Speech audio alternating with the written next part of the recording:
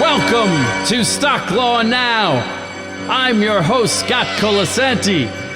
Just weeks ago, a federal court ordered people who had placed monies with Bernard Madoff prior to, the invention of iPhones, to give the monies back. Meaning that if you happen to invest with history's biggest swindler a generation ago, you are never truly safe. And so, coming to you from the dry side of the bathtub, where the acoustics are oh so sweet, it's Madoff again, the third podcast of Stock Law Now.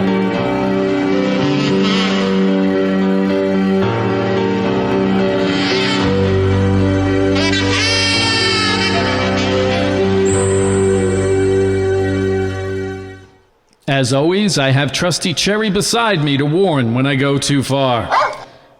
And here we go. December 2008. The American stock market is in the middle of its most alarming swoon since the Depression. A $700 billion corporate bailout has already been authorized by Congress. In the time of this economic Armageddon, industry ambassador and former NASDAQ chairman Bernard Madoff reportedly goes to the FBI building in Manhattan and tells agents, it's all been a lie. No, he wasn't speaking of the New York Jets' playoff chances. He was talking about his investment operation. Madoff confesses to an ongoing Ponzi scheme initially reported as wasting $36 billion from investors. In short order, Madoff pleads guilty to securities fraud in federal court and is sentenced to 150 years in prison. One securities industry specialist, commenting upon Madoff's statesman-like status, says this is like learning the tooth fairy is a crook. I'm a winner, I'm a sinner, do you want my autograph? It was, to say the least, a true holiday surprise. Madoff, who ran an annual national compliance seminar and dined with kings, had accepted investments from parties ranging from retirees to hedge funds, and he had simply spent it all. It could be said in comparison, even the Bible's locusts left more standing. It was truly the worst behavior by an industry mascot since the time Mr. Met gave the finger to those kids. The damage could fuel 5 Jeopardy categories, each called Things That Went Broke in the Night. Okay. Madoff's army of investor victims ranged from the ordinary to the super wealthy. As one author wrote, more than 1,000 of the 5,000 direct accounts with Madoff's firm were $500,000 or less. Elsewhere, total defrauded investors were estimated at over 15,000. Regardless of that number, the scheme was undoubtedly the most costly ever, and it could not have come at a worse time. The ensuing investigations proved that this onion had countless layers that could make anyone cry. Madoff, who ran a stock brokerage, had been soliciting monies for a separate investment division since at least the early 1990s. To explain paper profits of over 10% each year, Madoff spoke of an option strategy that in fact was never implemented. The funny guy was keeping all the funds he was looting at a major commercial bank. There the money came and went without a single stock or option being purchased or sold. The fraud was thus amazingly simple. Madoff and a small circle of accomplices generated phony account statements purporting to evidence monies and trades at Madoff's broker-dealer. Again, neither the money nor any trades were at the broker-dealer or any subdivision thereof. And no stockbroker dealt with the victims, just accomplices serving as operations clerks. The SEC, which of course regulates both investment companies and broker-dealers, had to fend off accusations that it had failed to heed explicit warnings. The agency defeated lawsuits brought under the Federal Tort Claims Act, but it suffered perhaps its biggest blow to reputation ever. And it didn't help that the SEC General Counsel had a Madoff account in 2004, and shockingly, that an SEC examiner sent out to review Madoff's brokerage in 2003 later married Madoff's niece. Turning to FINRA, the largest regulator of broker-dealers, the self-regulatory organization conducted an investigation and concluded, how could we have known when there were no stock trades? The states deferred to both the SEC and FINRA. The press feasted on small investors and charities who were wiped out by Dirty Bernie. Books were written about regulatory oversights, and actor Richard Dreyfuss found mainstream work again as Madoff in a TV movie. To be sure, Madoff and his cohorts suffered retribution that can only be measured in biblical proportions. His brother joined him in prison. Over 500 lots of family possessions, including candlesticks and a Steinway piano, were auctioned by U.S. Marshals. Madoff's son tragically hanged himself, reportedly out of shame. Madoff's wife, brother, and other family members were sued for nearly $500 million in ill-gotten gains. But most importantly, the timing determined the nature of the government's financial remedy for investors. Again, this firestorm erupted in December 2008. The country was between a lame duck Republican president and a Democratic president-elect. Far too many people were worrying that ATM cards would soon stop working. Corporate America had already been bailed out. Now it was time for the investor bailout, no matter what the legal inconsistencies. Madoff had been arrested for securities fraud after not buying securities. Now thousands holding the imaginary securities would be reimbursed or not. While pondering which investors deserved that bailout and which laws were bent, please enjoy this tasty riff.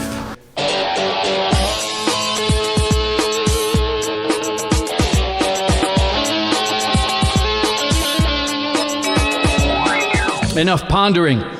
To begin the legal analysis, the Madoff victims can be characterized as threefold. 1. Institutional direct investors, including the company formerly owning the New York Mets. 2. Feeder funds, such as hedge funds with many varied investors. And 3. Individual retail investors trusting their retirements and/or windfalls to Madoff.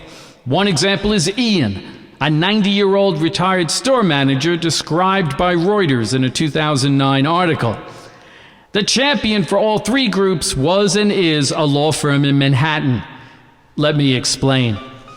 Since 1970, whenever a registered brokerage house goes bankrupt, a specific protocol replaces the ordinary bankruptcy routine. This is known as a SIPC liquidation, the acronym drawing its name from the Securities Investor Protection Corporation. That insurance fund was created by the Securities Investor Protection Act, and it operates pursuant to a statutory process which supplants bankruptcy law. In the main, SIPA prioritizes brokerage customers over general creditors, but in size and scope, its drafters never contemplated a scheme like that of Bernard Madoff. Madoff's broker-dealer, as umbrella for the investment advisory business he had been running, was forced into bankruptcy by his confession that he owed billions to his victims. Thus, in December 2008, the stolen monies were largely gone. The broker-dealer had been shuttered, and at a time when some senators were calling for the dismantling of the SEC itself, the only means of placing victims on any sort of equitable footing was an SIPC liquidation of Madoff's broker-dealer. Such a process called for the appointment of a trustee who could legally chase people who had profited from the Madoff scheme. Such a naming of a private sheriff had several advantages, including broader theories of recovery, targeting of potentially unlimited funds via clawbacks, avoidance of the need to issue explanatory government press releases or rule changes, and very limited application of any statute of limitations. And thus, SIPC lawfully delegated its right to wind down Madoff's affairs to a court-appointed trustee, a private lawyer whose Manhattan firm has relished the role. Not only is such a trustee free from government constraints and uniquely positioned, over time he became the only de facto champion for investors. You see, the class action lawsuits by investors against their feeder funds have made very little progress. One federal judge has twice ruled that the fund alone has standing in such a dispute. And the SEC actions eventually ran up against a time limit. Equally ineffective are actions by state attorney generals who unpredictably opt in and out of such disasters. Thus, if you wanted your money back from Madoff, your main option was the trustee. And that process has divided the world of Madoff investors into two camps: net winners and net losers. It's nice work if you can get it, and you can get it if you try. Definitionally, net winners took more money out of the Madoff scheme than they put in. Net losers ended up with less monies than they contributed to the scheme. These titles stick no matter the type of victim and no matter what years the fraud took place. Here's the thing. The trustee recovery has argued varied laws in identifying changing targets in this decade-long saga. 3 federal cases outline this dynamic process. First, in 2010, the trustee offered the courts his net loser, net winner distinction. Faced with people holding phony account statements portraying over $60 billion in assets, the trustee, utilizing the Securities Investor Protection Act, acknowledged claims for reimbursement only by people who had taken out less money from the scheme than they had put in, that is, net losers. The SEC and SIPC filed amicus briefs blessing this approach. Similarly, the court blessed the determination that victims would only have claims for principal and not for monies existing on the last monthly account statement. Thus, the attempts by investors holding account statements showing illusory balances was thus abruptly curtailed. More importantly, such net winners were ripe for suit in bankruptcy court. As the judge wrote in 2010, quote, "In this way, the proposed solution brings the greatest number of investors closest to their positions prior to Madoff's scheme in an effort to make them whole," end quote. Concurrently, the amount of recoverable monies was accordingly estimated to be $16 billion, the lowest loss estimate ever attached to the Madoff scheme, but a recovery number surely within the trustee's reach. Here you come again. Secondly, in 2014, in another federal court case, the net winner, net loser theory met a setback. Both the District Court and the Second Circuit Court of Appeals concluded that the trustee had gone too far in suing investors. Specifically, the theory that investors were actually owed monies as securities contracts succeeded, per Section 546 of the Bankruptcy Code.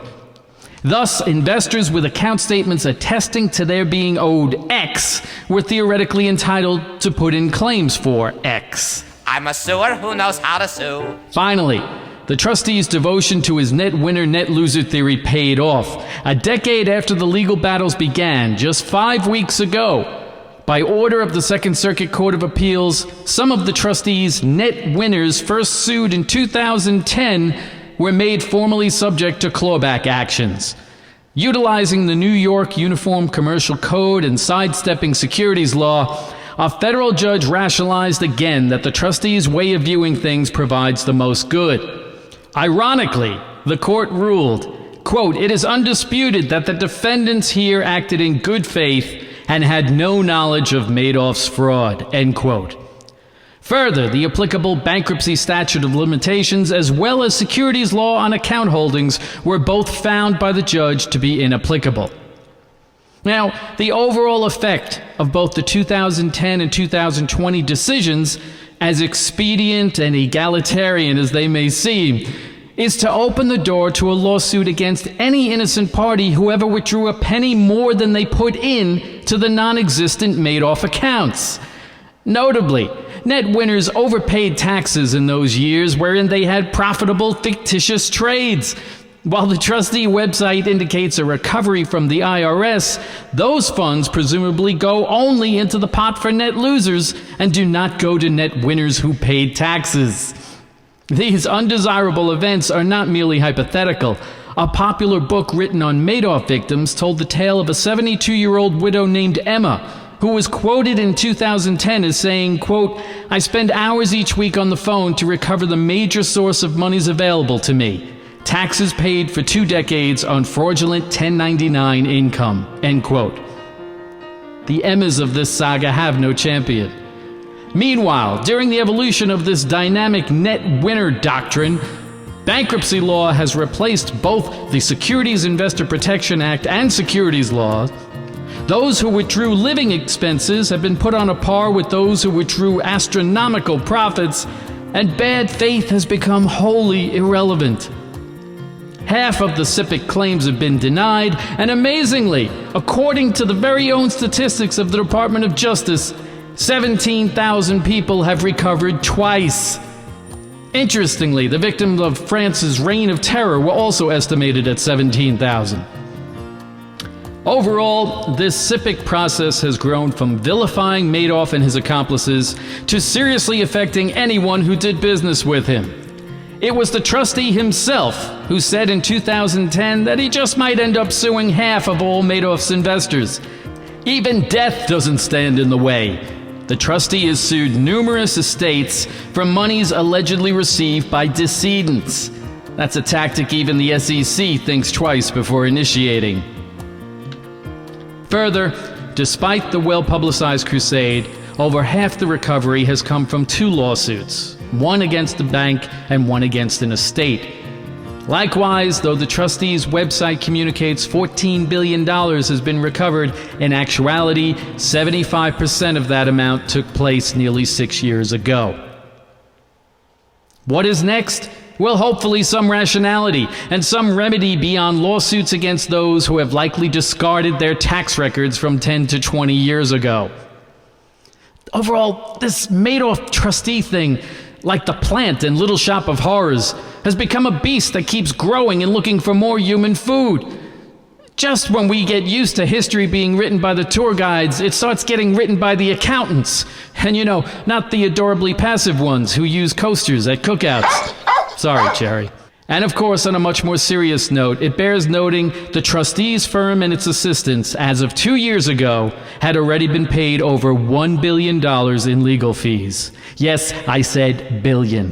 Let it go, let it go. I agree, Elsa. It's time to let it go. SEC, as overseer of SIPC, you can stop this liquidation. Please do so. Which leads to this episode's soapbox.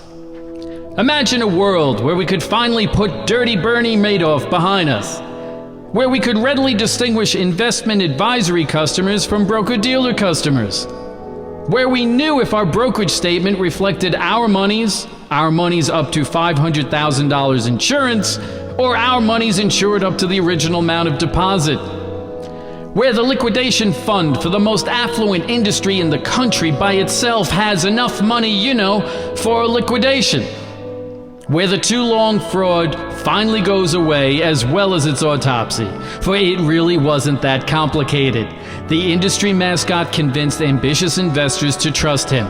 He didn't invest, not ever, not once.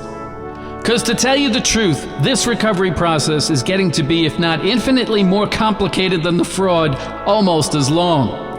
Stock law now says whatever is the next contemplated subset of Madoff investors to be rescued or sued, to quote Groucho, we're against it. What started as a tale of expedient relief has become one of heartless remedy. And what could originally be said to be the moral and legal compromise of 2008 has simply outgrown its utility. The trustee not only keeps moving the finish line, he keeps changing the clock, the competitors, and the racetrack. Come on, SEC, you oversee this crusade and you're better than that. And your shame walk for inattention decades ago has become the proverbial journey of 1,000 miles. Despite court orders and eye-catching dollar amounts, 3 critical problems in the system persist. Firstly, Ponzi schemes are already covered by anti-fraud provisions in each and every state. If a state cannot cover all the schemes connected with its broker-dealers, well then it's simply licensing too many broker-dealers. Equating Ponzi schemes with federal securities fraud is oh so close to interesting, but seriously, we don't give the SEC $1 billion a year to catch common crooks. Secondly, what does a brokerage account statement mean? What we own? What is insured? Where the two legally overlap? Keep in mind that paper account statements are being moved online, so the chief means of determining ownership of securities is disappearing. Finally, most importantly, ad hoc solutions to embarrassing regulatory oversights ignore the real problem. When a sizable brokerage goes belly up, the SIPC fund, essentially a poor man's FDIC fund, cannot cover its losses. The SIPC victim fund is still largely based on flat contributions from the industry and a $2 billion line of credit from the government. Perhaps gear the annual SIPC contribution to the broker-dealer community of nearly 4,000 firms. Use a sliding scale basis, as does the FDIC. Alternatively, perhaps fund the SIPC, which has 40 employees, directly from monies recovered, as does the IRS. Anything other than the unpredictable litigation tsunami that has overrun the world since 2009. And if there's any doubt that this Madoff madness has run its course, the trustee long ago downsized the amount of victims to 1/2, reduced their actual losses to $18 billion, says $14 billion of that has already been triumphantly recovered, and along the way has earned over 8% of recovered funds in legal fees.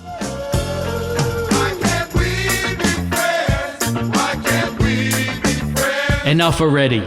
The good that could be done has been done.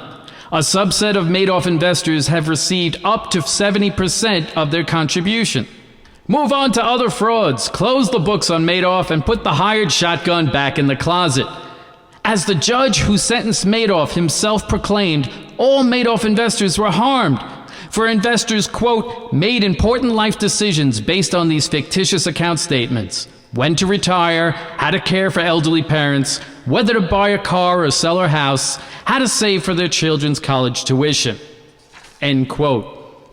Simply put, the trustee's divisive accounting is somehow prolonging Bernie's madness.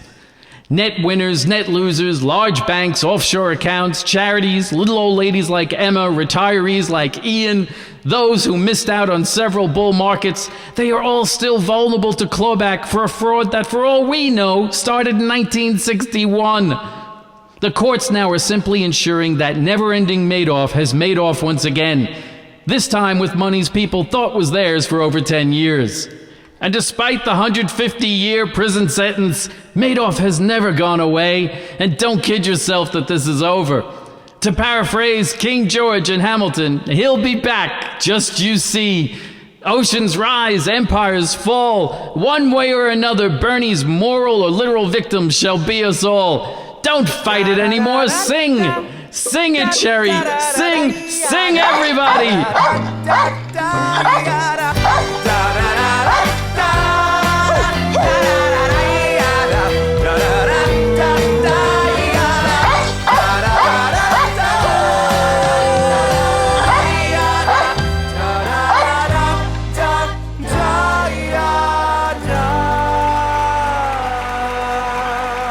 For Stock Law Now, this is Scott Colasanti saying, hey, let's be careful in here. Don't let the millennials fool you. There is no difference between logging in and logging on. No, Cherry, stop. There's not. No, you know I'm right. Stock Law Now is prepared, delivered, and copyrighted by Professor Scott Colasanti of Hofstra Law School. All views expressed herein are personal, so please, no wagering. For links to documents referenced herein, visit Castography at www.stocklawnow.com.